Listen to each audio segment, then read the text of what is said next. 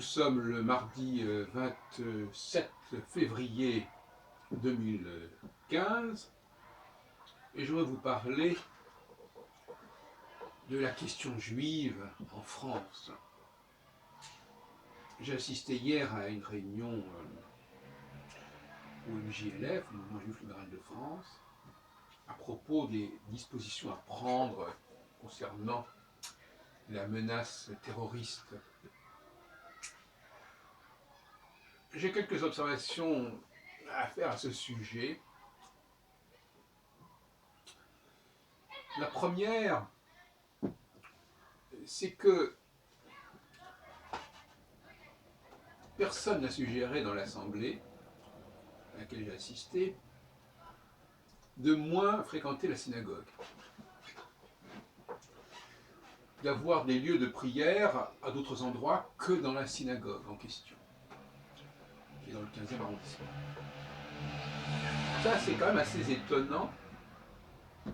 Ça montre un investissement très puissant sur le plan affectif par rapport à un lieu, un bâtiment, un immeuble, qui est un immeuble communautaire juif, qui est réservé à cette association.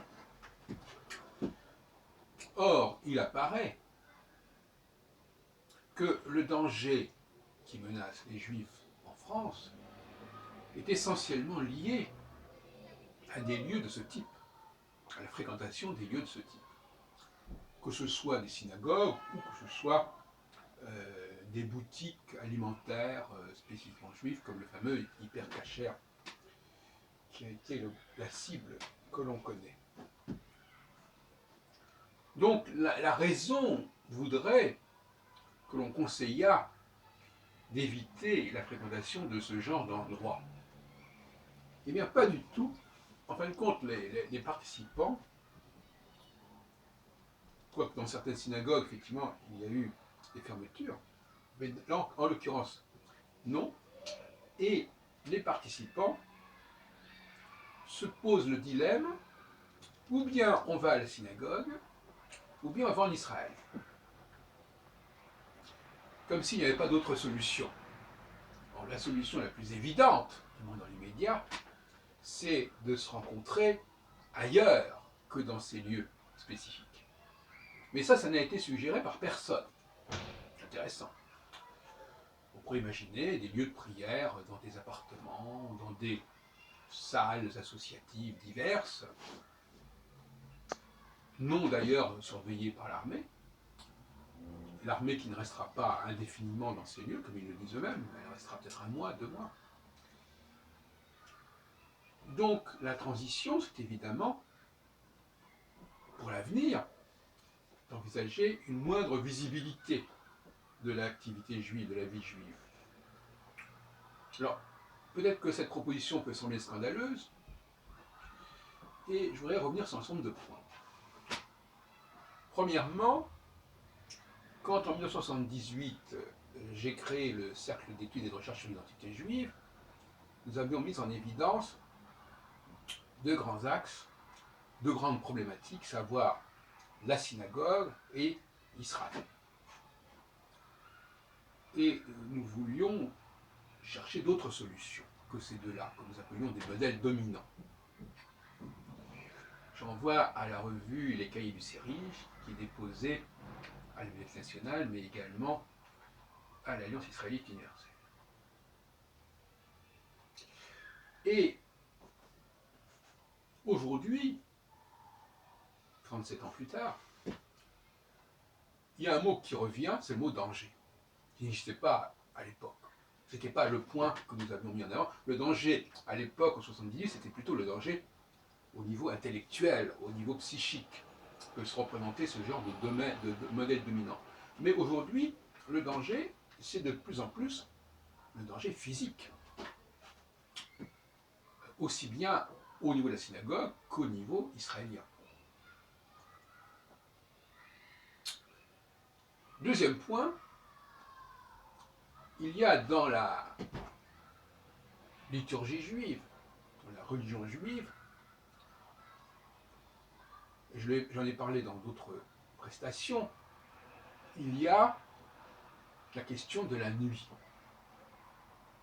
Alors, avant de faire le schéma, le fameux credo, schéma Israël, on remercie Dieu d'amener la nuit, le Erev. La nuit, la nuit, c'est plus discret que le jour. La nuit, comme je l'ai dit d'ailleurs ailleurs, c'est surtout protecteur pour des populations en danger, menacées. Et quelque part, les Juifs sont menacés. Et la nuit est censée les protéger. Mais la nuit, ça veut dire aussi une plus faible visibilité. Et donc, par conséquent, ne pas s'afficher. Alors on me dira, oui, mais c'est pas normal, il y a la religion chrétienne qui s'affiche, la religion islamique qui s'affiche, et pourquoi pas la religion juive? Eh bien, il y a des grandes différences entre ces différentes situations. En effet, c'est vrai que des rabbins du MGLF ne comprenaient pas que l'imam soit hostile à la fameuse laïcité, qui pour lui est un fondement de la vie sociale et politique en France. Je crois que les Juifs sont assez mal placés pour mettre en avant la laïcité, aussi paradoxal que ça puisse paraître. Ils ne sont pas mal placés parce qu'ils ne la respectent pas, au contraire. Mais ils sont mal placés parce qu'ils n'ont pas grand mérite. Il ne faut pas oublier que la religion juive n'existe véritablement que dans la synagogue. Et qu'elle l'est quelque part artificiellement. Je ne reviendrai pas sur le rapport assez bizarre à la langue hébraïque qui se pratique dans ces différentes synagogues, qu'elles soient libérales ou pas. Les gens lisent des textes sans comprendre ce qu'ils lisent, sans connaître en tout cas la teneur exacte, sans réagir, sans ressentir réellement les mots, même s'il y a des traductions, ça ne suffit pas. Donc voilà des gens qui parlent, et d'ailleurs j'en parlais encore l'autre jour, une jeune femme, parler l'hébreu, ça veut pas dire ça veut dire lire l'hébreu. Alors, vous comprenez, lire l'hébreu sans comprendre, est-ce que c'est ça parler une langue? Il y a un grand échec ici. Un échec qui est d'autant plus cuisant que l'hébreu se parle bel et bien en Israël. Et que depuis le temps, quand même, Israël existe depuis quand même 1948, sans parler de bien avant, dans le cadre de la Palestine mandataire, eh bien tout se passe comme si les lieux de culte juifs n'avaient pas du tout capté cet hébreu vivant et en était resté un hébreu mort. Ce qui fait que la plupart des membres de ces associations ne parlent pas l'hébreu. Balbutient quelques mots, mais alors qu'ils lisent des prières extrêmement sophistiquées, mais dont ils ne comprennent pas réellement le contenu mot par mot. Ils ne captent pas la puissance des mots. C'est évident. Et ils ne pourraient pas improviser. Ils ne pourraient pas s'entretenir entre eux en hébreu. Comparé avec ce qui se passe avec l'islam, même si le Coran peut avoir des dimensions un petit peu archaïques sur le plan de la langue, les Arabes qui vont dans la mosquée parlent entre eux arabe. Et la mosquée n'est pas le seul lieu de cette arabité linguistique. Donc ils parlent ce même arabe dans les transports en commun, dans la vie courante, et eux-mêmes ils ont un look souvent spécifique, non seulement au niveau de l'habillement, mais même au niveau de l'apparence, au niveau de la coupe de cheveux, au niveau du style de visage, etc. Ils sont reconnaissables. C'est ce qu'on appelle d'ailleurs le problème du faciès. Donc, il aurait beaucoup plus difficile de s'évanouir, de disparaître, de se confondre dans le décor que pour les juifs. Et pour les chrétiens également, il y a une présence chrétienne évidemment très forte, qui n'est pas effectivement marquée par une langue différente, c'est un fait, mais qui néanmoins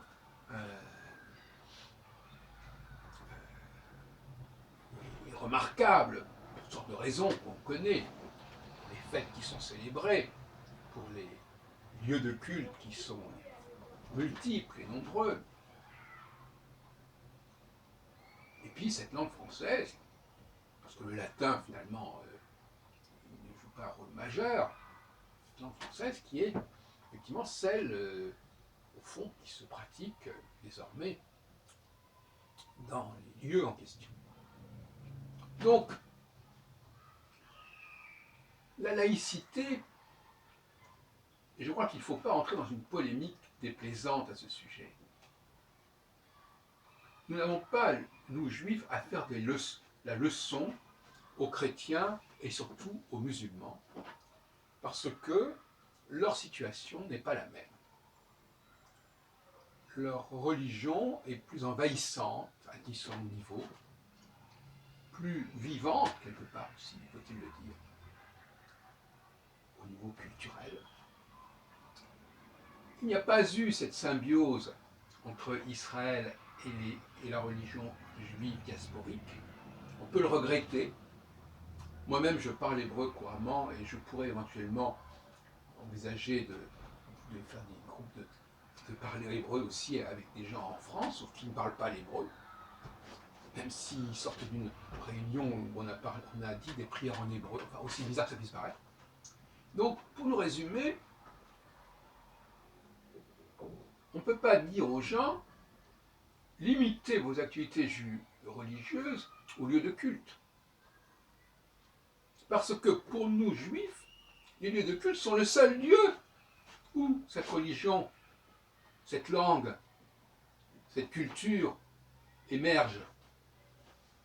Donc nous n'avons aucun mérite à dire que nous ne la pratiquons pas en dehors des lieux de culte, parce que c'est même justement dans ces lieux de culte qu'elle est seule en mesure d'émerger.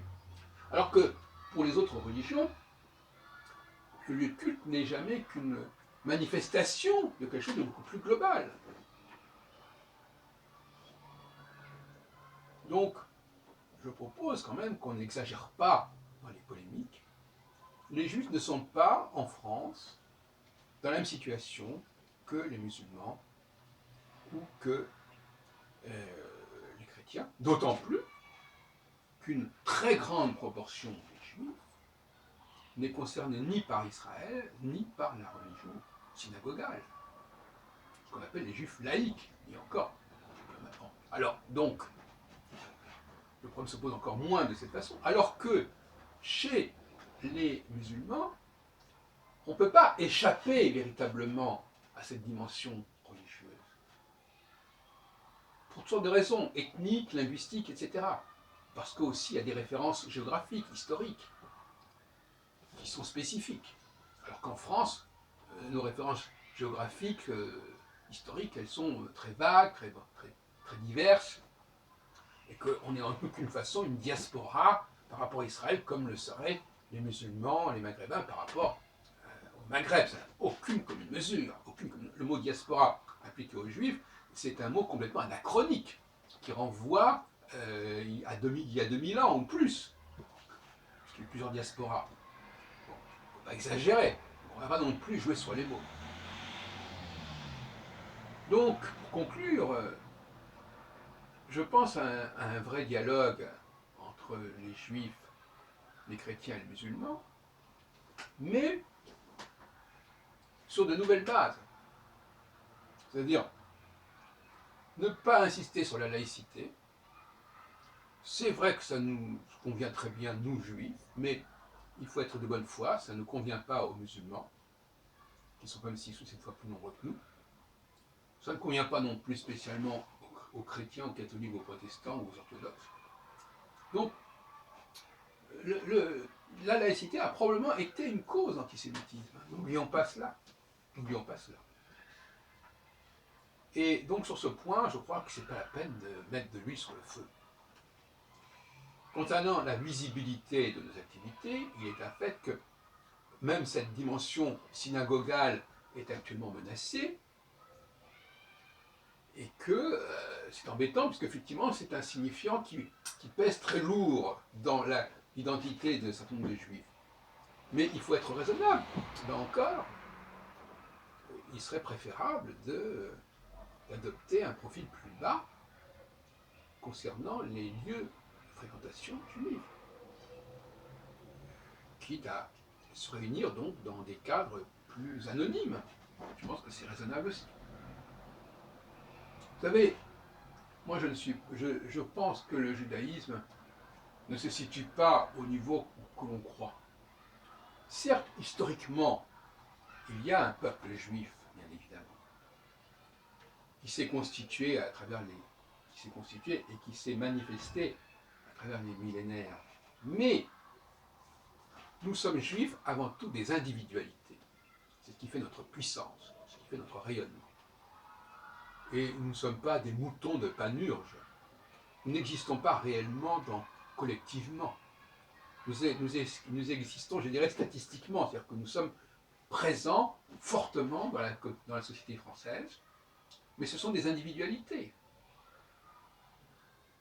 Quand nous nous réunissons dans les manifestations ou dans les synagogues, nous ne donnons pas forcément une idée très heureuse de l'être juif. L'être juif n'est pas un être collectif véritablement. Ce ne sont que des solutions de rechange. Je pense même que pour Herzl, c'était la même chose. Le collectif ne réussit pas aux juifs. Les juifs ont trouvé une autre façon d'exister. Il y a des centaines, des milliers de juifs qui ont marqué, et qui continuent à marquer leur époque dans différents domaines. C'est cela qui compte. Et pas le grégarisme synagogal ou sioniste, etc. Qui ne nous réussit pas et qui nous met en danger par notre vulnérabilité et par les conflictualités que ça peut générer. Donc je crois qu'il faut calmer le jeu. La meilleure façon de créer de la sécurité pour les juifs, c'est de tenir un autre discours sur la judéité. Il faut changer de discours. Voilà ce que je pense.